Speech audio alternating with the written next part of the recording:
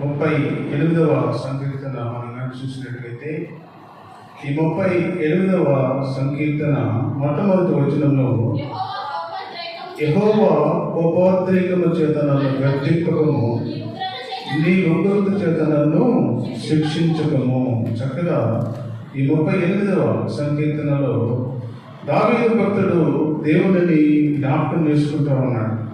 దావీదు దేవుని అడుగుతూ ఉన్నాడు, అయ్యా నీ కోపం చేత నన్ను గద్దించొద్దు, నీ ఉగ్రత చేత నన్ను శిక్షించొద్దు ప్రభువా, నేను దీనుడను, ఒక్కసారి నన్ను జ్ఞాపకం చేసుకోమని దావీదు భక్తుడు ప్రార్థన చేస్తూ ఉన్నాడు. ప్రియమైనటువంటి దేవుని బిడ్డలారా, అలాంటి ప్రార్థన మన జీవితంలో కూడా మనం కూడా చేసినట్టుగైతే దేవుడు తప్పకుండా మనకి సహాయం చేస్తాడు.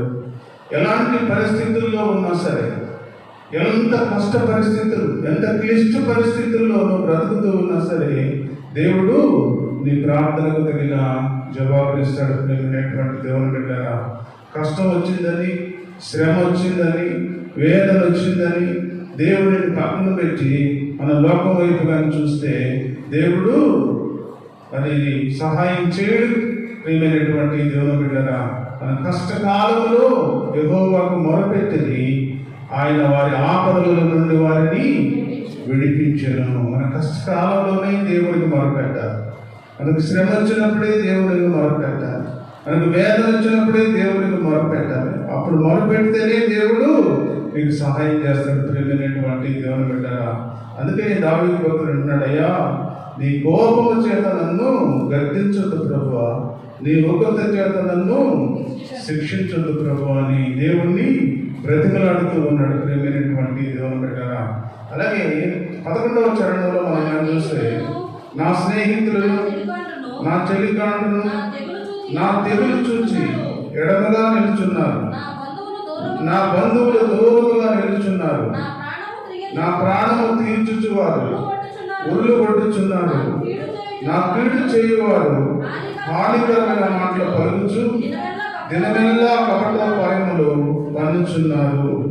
చక్కగా ఈ 11, 12 వచనాల్లో మనం చూసినట్టుగైతే మన జీవితంలో మన స్నేహితులు ఏ విధంగా ఉన్నారు, మన బంధువులు ఏ విధంగా ఉన్నారు, మనకు కష్టం వచ్చినప్పుడు, మనకు శ్రమ వచ్చినప్పుడు, మనకు వేదన దుఃఖకరమైన పరిస్థితులు కలిగినప్పుడు ఏ విధంగా ఉన్నారో ప్రేమైనటువంటి దేవుని బిడ్డలారా, అయితే యోబు జీవితంలో మనం చూసినట్టుగైతే ఆయనకి ఎంత కష్టం అంటే, ఈ లోకంలో ఎవరికి రాకూడదు అంత శ్రమ, ఈ లోకంలో ఎవరికి కూడా అంత కష్టము కలగకూడదు. ప్రేమైనటువంటి దేవుని బిడ్డలారా, అలాంటి కష్టం వచ్చినప్పుడు యోబు భక్తుడు ఎంతో బాధ పడుతూ ఉన్నాడు, ఎంతో శ్రమ పడుతూ ఉన్నాడు, ఎంతో కష్టపడుతూ ఉన్నాడు.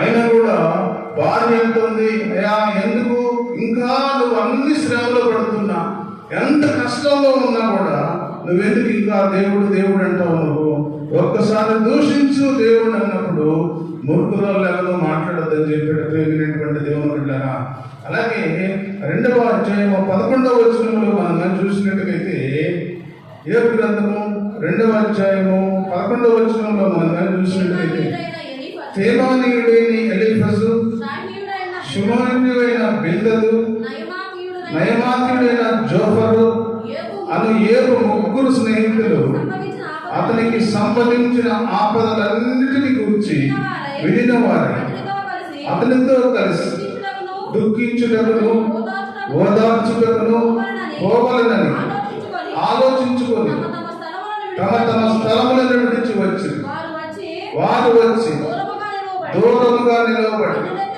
కన్నులెత్తి చూచినప్పుడు అతనిని పోల్చలేక తమ వస్త్రములను చింపుకొని ఆకాశము తట్టు తల మీద తూడి చల్లుకొని ఎలుగెత్తి ఏడ్చిరి.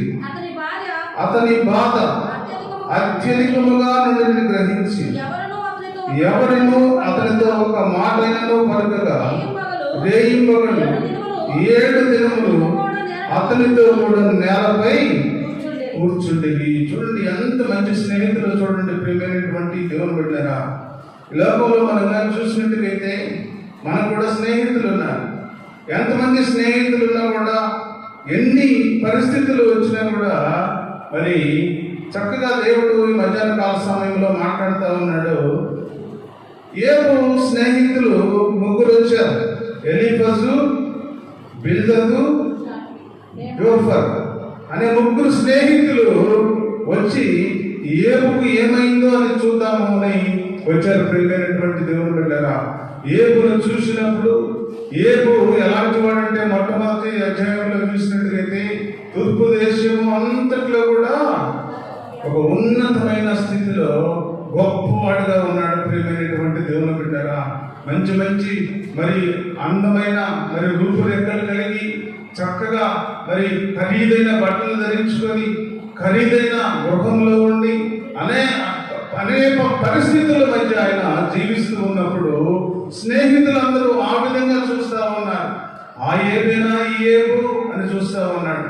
మరి సాధారణుడు మొత్తినప్పుడు, సాధారణుడు శ్రమించినప్పుడు మరి ఎన్ని కష్టాలు పడుతూ ఆయన చిల్ల పెంకుతో ఆయన గోరుకొని మరి అక్కడ మరి ఆ గోని పట్ట మీద కూర్చొని దేవుడిని స్థుతిస్తా ఉన్నాడు. ప్రియమైనటువంటి దేవుని బిడ్డలారా, అంత శ్రమ పొందినప్పుడు కూడా, అంత శ్రమలో ఉన్నప్పుడు కూడా దేవుడిని స్తుతిస్తూనే ఉన్నాడు. ప్రియమైనటువంటి దేవుని బిడ్డలారా, అలాంటి పరిస్థితుల మధ్య ఆ ముగ్గురు స్నేహితులు వచ్చారు. ఆ ముగ్గురు స్నేహితులు వచ్చి దూరంగా చూసి ఆ ఏబేనా ఈ ఏబు ఏంది ఇలా అయిపోయాడని చెప్పి వారు మనసులో అనుకుంటా ఉన్నారు. ప్రియమైనటువంటి దేవుని బిడ్డలారా, ఒక ఉన్నతమైన స్థితిలో ఉన్న ఏబు, ఒక ఉన్నతమైన పరిస్థితుల మధ్య నివసించిన ఏబు, ఒక ఉన్నతమైన మరి బట్టలు ధరించిన ఏబు ఒంటి మీద బట్టలు లేవు, చిన్న పెన్నుతో గోకుంటున్నాడు. ఒళ్ళంతా పుండ్లు పడిపోయింది, శరీరం అంతా కూడా మరి ఆ భయంకరమైన పరిస్థితుల మధ్య ఆ సీముగా అంతా ఉంది. ప్రియమైనటువంటి దేవుని బిడ్డలారా, అలాంటి పరిస్థితుల్లో ఏబు స్నేహితులు చూసి వారి నోట మాట రాలేదు. ప్రియమైనటువంటి దేవుని బిడ్డలారా, అలాంటి పరిస్థితుల మధ్య ఆ ముగ్గురు స్నేహితులు అక్కడే కూర్చుండిపోయారు. అక్కడే కూర్చుండి 7 దినాలు ఆయన కొరకు ప్రార్థన చేసినట్టుగా మనం చూస్తా ఉన్నాం. ప్రియమైనటువంటి దేవుని బిడ్డలారా, ఎంత మంచి స్నేహితులు చూడండి. ప్రియమైనటువంటి దేవుని బిడ్డలారా, అలాంటి స్నేహితులు మనకు కూడా ఉంటే కరోనా వచ్చినప్పుడు చూసేదానికి కూడా రాలేదు. చాలా మంది దూరంగా మరి చూసేదానికి కూడా భయపడి మరి భయంకరమైన పరిస్థితుల మధ్య మానవుడు ఉన్నాడు. ప్రియమైనటువంటి దేవుని బిడ్డలారా, పరిశుద్ధ బైబిల్ గ్రంథంలో మనం చూసినట్లయితే ఏబు స్నేహితులు ఎంత మంచి వారో చూడండి. అలాంటి పరిస్థితులలో ఏబు దగ్గరకు వచ్చి వాళ్ళు కూర్చొని వారు ఏబు కొరకు ప్రార్థన చేసినట్టుగా మనం చూస్తా ఉన్నాం. ప్రియమైనటువంటి దేవుని బిడ్డలారా, రేయి పగళ్ళు 7 దినములు అతనితో కూడా నేలపై కూర్చుండి వారు ప్రార్థన చేసినట్టుగా మనం చూస్తా ఉన్నాం. ప్రియమైనటువంటి దేవుని బిడ్డలారా, అందుకని ఏబుకు కలిగిన శ్రమలన్నిటిలో నుండి దేవుడు ఆయనను విడిపించినట్టుగా మనం చూస్తా ఉన్నాం. ప్రియమైనటువంటి దేవుని బిడ్డలారా, ఈ మధ్యాహ్న కాల సమయంలో మనం కూడా అలాంటి ప్రార్థన, నీ కష్టం వచ్చినప్పుడు, శ్రమ వచ్చినప్పుడు, అననుకూల పరిస్థితులు కలిగినప్పుడు అలాంటి ప్రార్థనలు కానీ చేసుకోగలిగితే ప్రియమైనటువంటి దేవుని బిడ్డలారా, ఈ మధ్యాహ్న కాల సమయంలో దేవుడు నిన్ను విడిపిస్తాడు. దేవుడు నిన్ను మంచి స్థితిలో దేవుడు ఉంచుతాడు. ప్రియమైనటువంటి దేవుని బిడ్డలారా, ఎందుకంటే కష్టం వచ్చినప్పుడు దేవునికి దూరంగా పోయి, శ్రమ వచ్చినప్పుడు దేవునికి దూరంగా పోయి మరి బంధువుల మీదనో, స్నేహితుల మీదనో, లోకం మీదనో ఆధారపడితే నీకు సహాయం రాదు. కానీ ప్రియమైనటువంటి దేవుని బిడ్డలారా, అలాంటి పరిస్థితులలో దేవుని మీద నువ్వు కానీ ఆధారపడగలిగితే చక్కగా దేవుడు నీకు సహాయం చేస్తాడు. అందుకని అంటున్నాడు, నా బంధువులు దూరముగా నిలుచున్నారు, నా ప్రాణము తీర్చుచు వారు ఉరులు కొడుచున్నారు, నాకు కీడు చేయచూచు వారు హానికరమైన మాటలు పలుకుచు దినమెల్లా కపటోపాయములు పండుచున్నారు. అలాంటి స్థితిలో ప్రార్థన చేసుకోగలిగితే, కూర్చొని ఉపవాసం ఉండి ప్రార్థన చేసుకోగలిగితే నీ కష్టాల్లో నుండి, నీ శ్రమలలో నుండి, నీ దుఃఖముల నుండి, నీ అనుకూల పరిస్థితుల్లో నుండి దేవుడు నిన్ను విడిపించి సహాయం చేస్తాడు. ప్రియమైనటువంటి దేవుని బిడ్డలారా, కష్టం వచ్చింది, శ్రమ వచ్చిందంటే దేవుడు నీ మీద ద్వేషం ఉండి కాదు, ఒక్కొక్కసారి దేవుడు నిన్ను పరీక్షిస్తూ ఉంటాడని. ఆ భక్తి ఎంత ఉన్నదో, ఏరు జీవితంలో భక్తికి ఏం పదవలేదు కదా. ఏరు జీవితంలో ఎంతో భక్తిపరుడు, ఎంతో తన బిడ్డల కొరకు, తన భార్య, తన కుటుంబం కొరకు అంతా కూడా దేవుని సన్నిధిలో రోజు ప్రార్థన చేసేవాడు. ప్రేమైనటువంటి దేవుని బిడ్డలారా, అలాంటి వాడికి శ్రమ వచ్చినప్పుడు కూడా ప్రార్థన చేస్తూనే ఉన్నాడు. అందుకనే దేవుడు మొదట ఆశీర్వదించబడిన దానికంటే మరి అధికముగా దేవుడు ఏరును ఆశీర్వదించినట్టుగా మనం చూస్తా ఉన్నాం. నీ జీవితంలో కష్టం వచ్చినప్పుడు, శ్రమ వచ్చినప్పుడు ప్రార్థన ఆయుధం. ఆ ప్రార్థన అనే ఆయుధాన్ని నువ్వు పట్టుకోగలిగితే ప్రేమైనటువంటి దేవుని బిడ్డలారా, నీకు మంచి స్థితిని దేవుడు ఇచ్చేదానికి దేవుడు సిద్ధంగా ఉన్నాడు. ప్రేమైనటువంటి దేవుని బిడ్డలారా, 11వ వచనం మనం కానీ చూస్తే, చెవిటి వాడినైనట్టు నేను వెనకై ఉన్నాను, మూగవాడినైనట్టు నోరు తెరుచుట మానితిని, నేను వినలేని వాడనైతిని, ఎదురు మాట పలుకలేని వాడను అయితిని. చక్కగా దేవుడు మాట్లాడుతున్నాడు ఈ మధ్యాహ్న కాల సమయంలో. ఈ పై వచనంలో కూడా మనం కానీ చూస్తే, 12వ వచనంలో చూస్తే, నా ప్రాణము తీయ చూచు వారు ఉరులుబెట్టుచున్నారు, వారు కీడు చేయచూచు వారు హానికరమైన మాటలు పలుకుచు జనమెల్లా కపటోపాయములు పొందుచున్నారు. అప్పుడు చెవిటి వాడినైనట్టు నేను వెనకై ఉన్నాను, మూగవాడినైనట్టు నేను నోరు తెరుచుట మానితిని, నేను వినలేని వాడనైతిని, ఎదురు మాట పలుకలేని వాడనైతిని.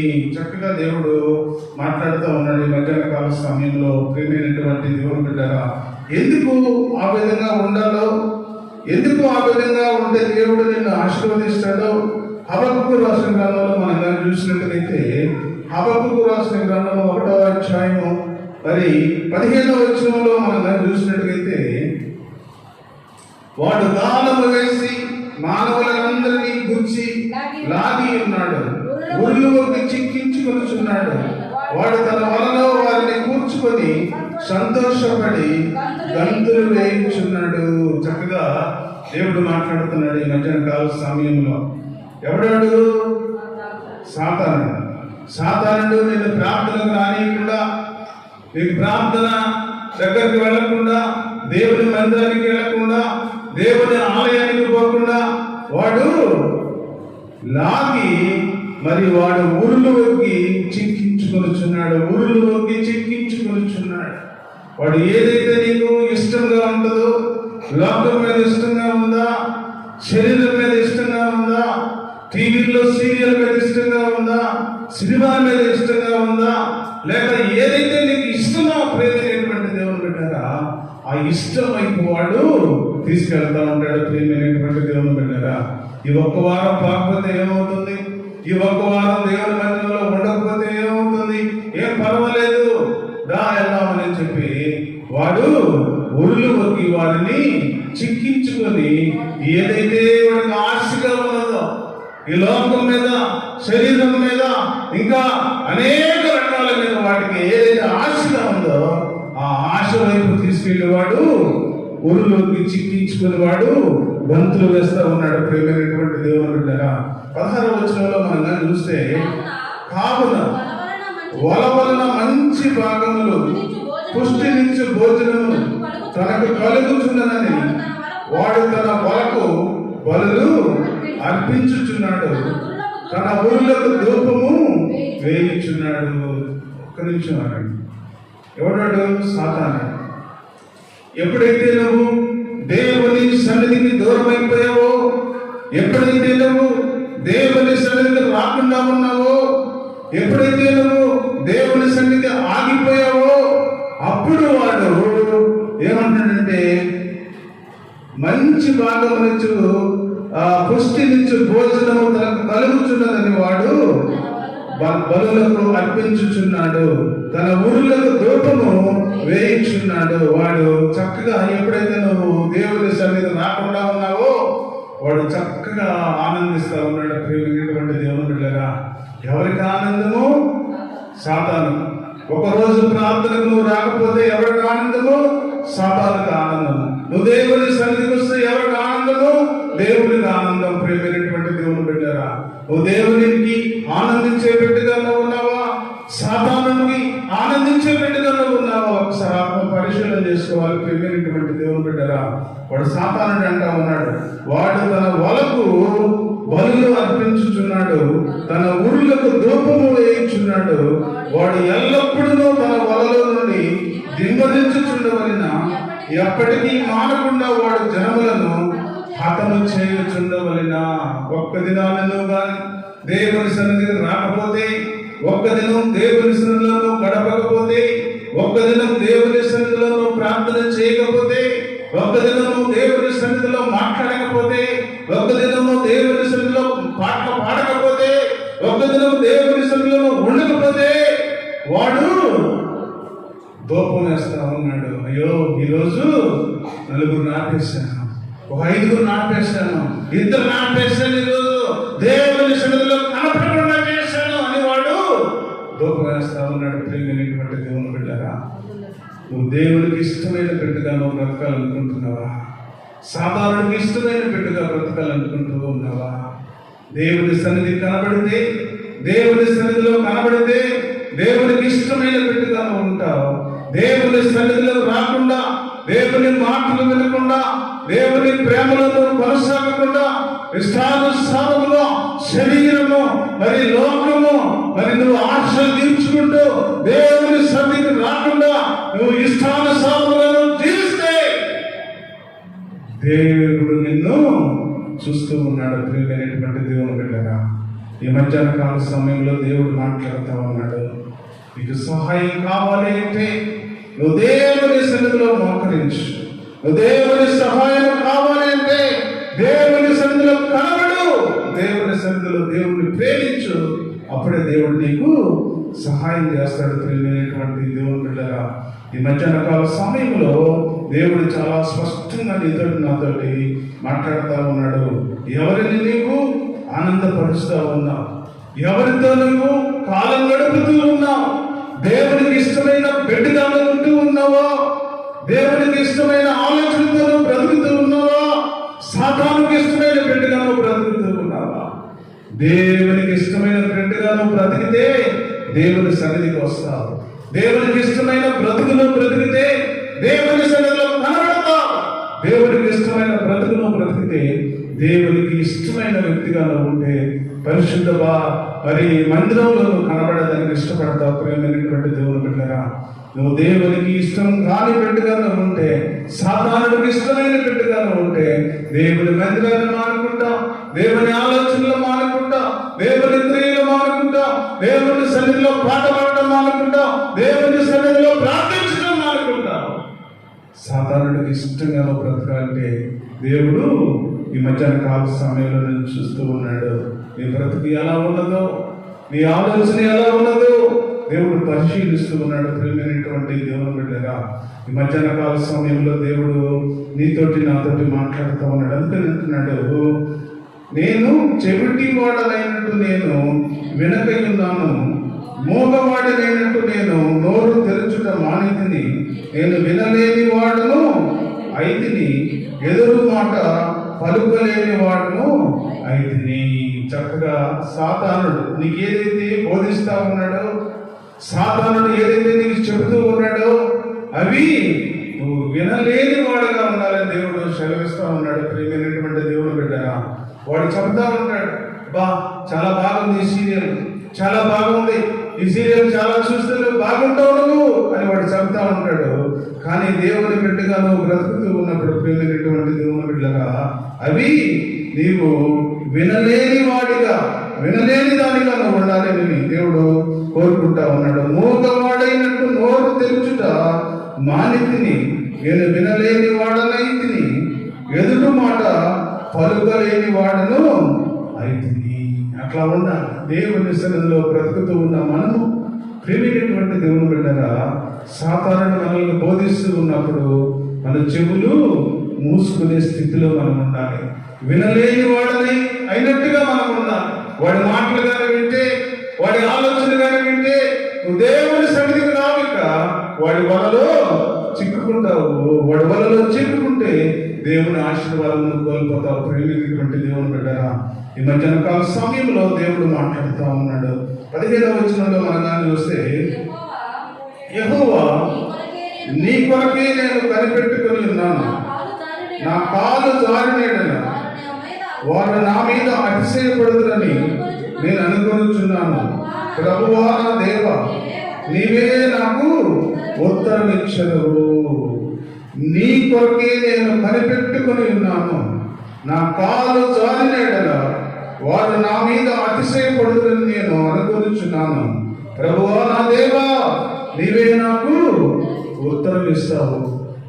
ఎంత భయంకరమైన పరిస్థితులైనా సరే దేవుడు ఉత్తరం ఇచ్చే దేవుడు. ప్రేమైనటువంటి దేవుడు బిడ్డగా, ఈ మధ్యాహ్న కాల సమయంలో దేవుడు మనందరితోటి మాట్లాడుతూ ఉన్నాడు. ప్రేమైనటువంటి దేవుడు బిడ్డగా, చూడండి, మీకు రాసిన మరి పత్రిక మనం కానీ చూసి మీకు చూసినట్టుగైతే 7:7 మనం కానీ చూస్తే, అయినను యెహోవా కొరకు నేను ఎదురు చూచెదను, రక్షణకర్తయగు నా దేవుని కొరకు నేను కనిపెట్టుకొని ఉందును. నా దేవుడు నా ప్రార్థన ఆలకించును. నా శత్రువా నా మీద అతిశయపడవద్దు. నేను క్రింద పడినను తిరిగి లేతును, నేను అంధకారములో కూర్చున్నాను, యెహోవా నాకు వెలుగుగా నుండును. నేను యెహోవా దృష్టికి పాపము చేసింది కనుక నా పక్షమున వ్యాజ్యమాడు, నా పక్షమున న్యాయము తీర్చు వరకు నేను ఆయన కోపాగ్నిని సహించును. ఆయన నన్ను వెలుగులోకి రప్పించును, ఆయన నీతిని నేను చూచెదను. చక్కగా దేవుడు మాట్లాడుతూ ఉన్నాడు ఈ మధ్యాహ్న కాల సమయంలో. ప్రియమైనటువంటి దేవుని బిడ్డలారా, అయినను నేను యెహోవా కొరకు ఎదురు చూచెదను, రక్షణకర్తయగు నా దేవుని కొరకు నేను కనిపెట్టుకొని ఉందను. దేవుని కొరకు మనము కనిపెట్టుకునే స్థితి మనకు కావాలి. ప్రియమైనటువంటి దేవుని బిడ్డరా, నీకెంత కష్టం వచ్చినా, నీకెంత శ్రమ వచ్చినా, నీకెంత అనుకూల పరిస్థితులు కలిగినా కూడా, ప్రియమైనటువంటి దేవుని బిడ్డరా, ఈ మధ్యాహ్న కాల సమయంలో దేవుడు మాట్లాడుతూ ఉన్నాడు.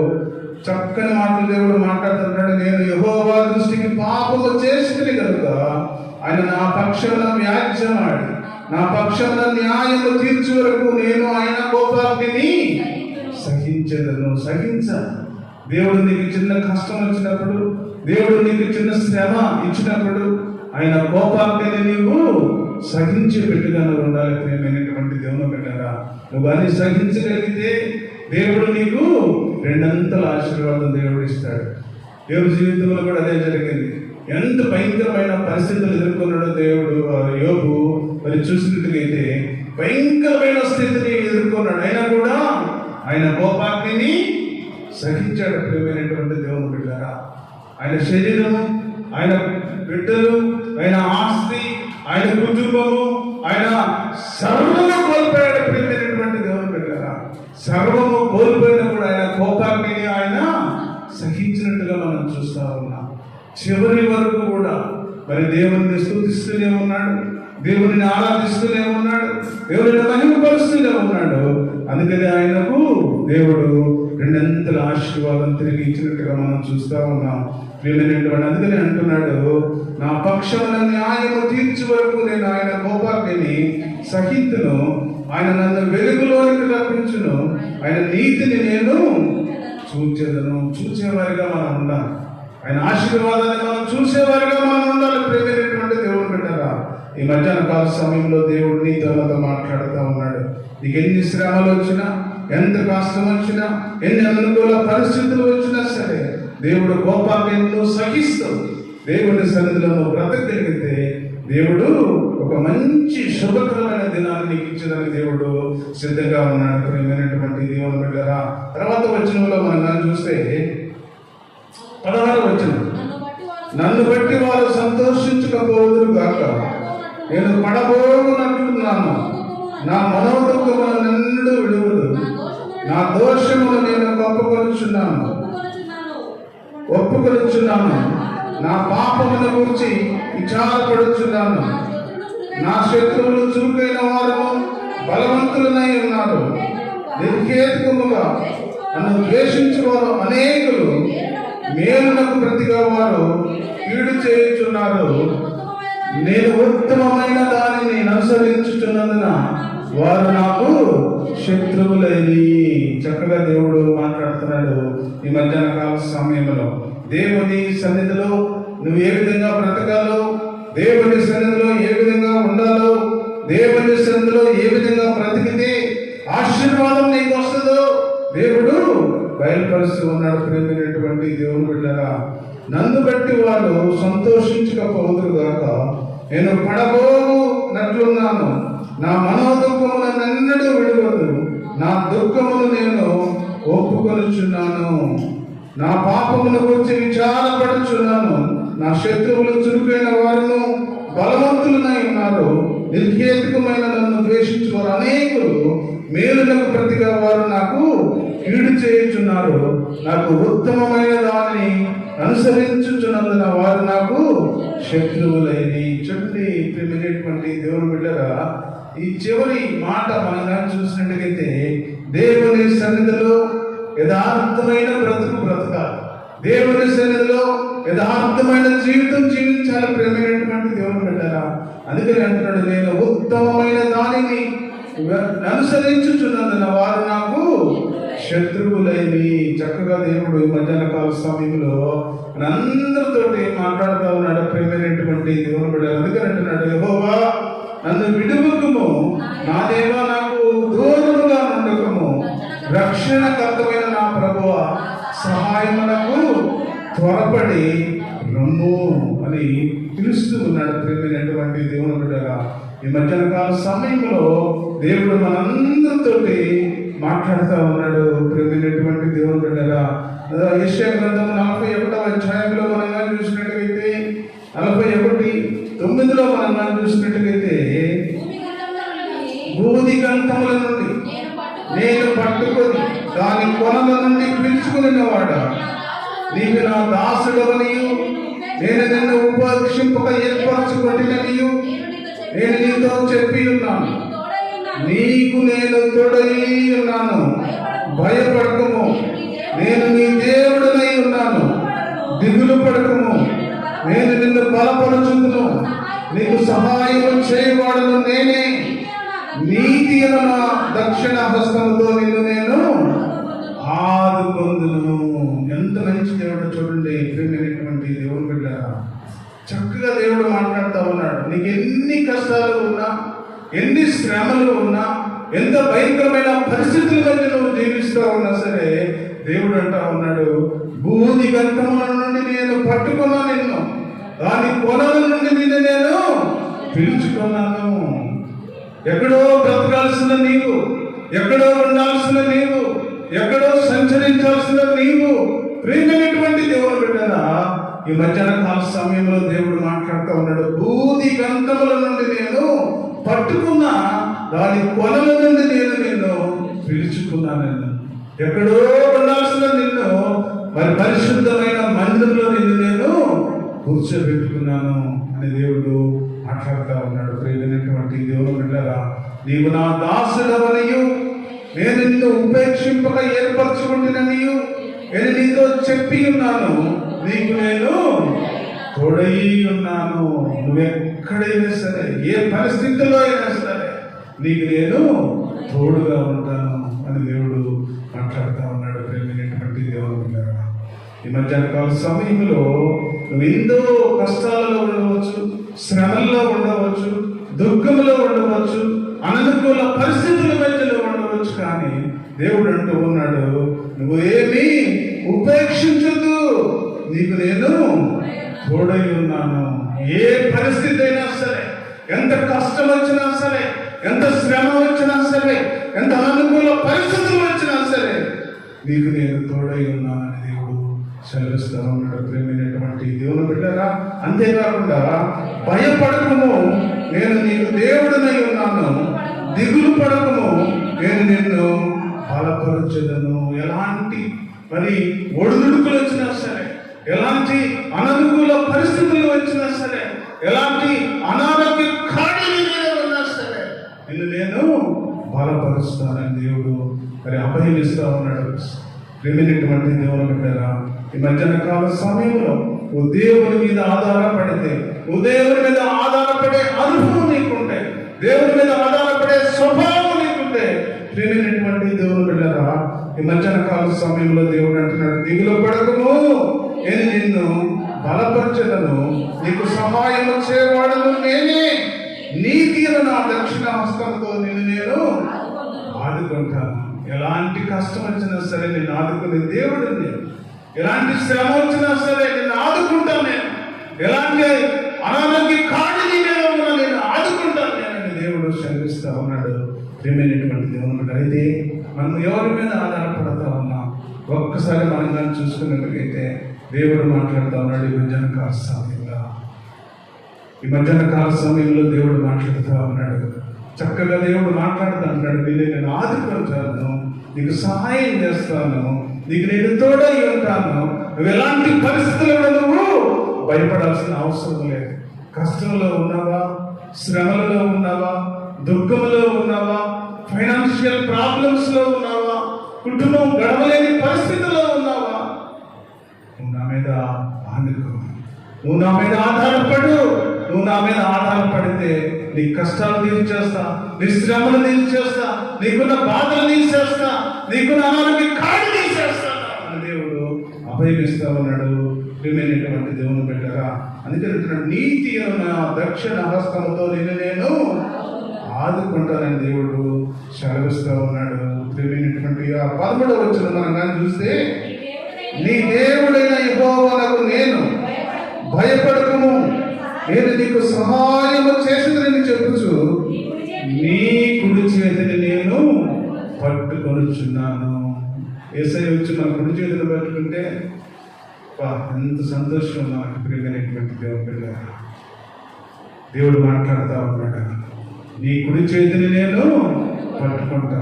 ఎప్పుడంటే నువ్వు నాతో నడిస్తే, నువ్వు నన్ను ప్రేమిస్తే, నువ్వు నా వాక్యం వింటే, నువ్వు మందిరంలో ఉంటే, నువ్వు మందిరంలో ప్రార్థన చేయగలిగితే, నువ్వు నా వైపు చూడగలిగితే, నా పాత్ర దగ్గర కూర్చోగలిగితే, నీ కుడి చేతిని నేను పట్టుకుంటానని దేవుడు సెలవిస్తా ఉన్నాడు. యేసయ్య నీ కుడి చేతిని పట్టుకోబోతూ ఉన్నాడు. దేవుడు మందిరంలోకి వచ్చిన మనందరినీ దేవుడు మాట్లాడతా, నా దక్షిణ హస్తముతో నేను ఆదుకుంటాను, నీ కుడి చేతిని నేను పట్టుకుంటానని దేవుడు సెలవిస్తా ఉన్నాడు.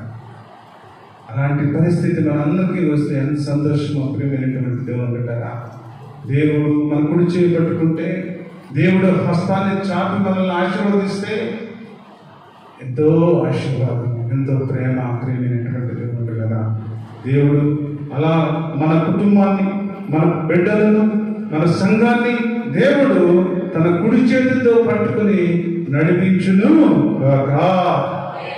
చిన్న ప్రార్థన చేసుకొని మనం ముందుకు వెళ్దాం. మమ్మల్ని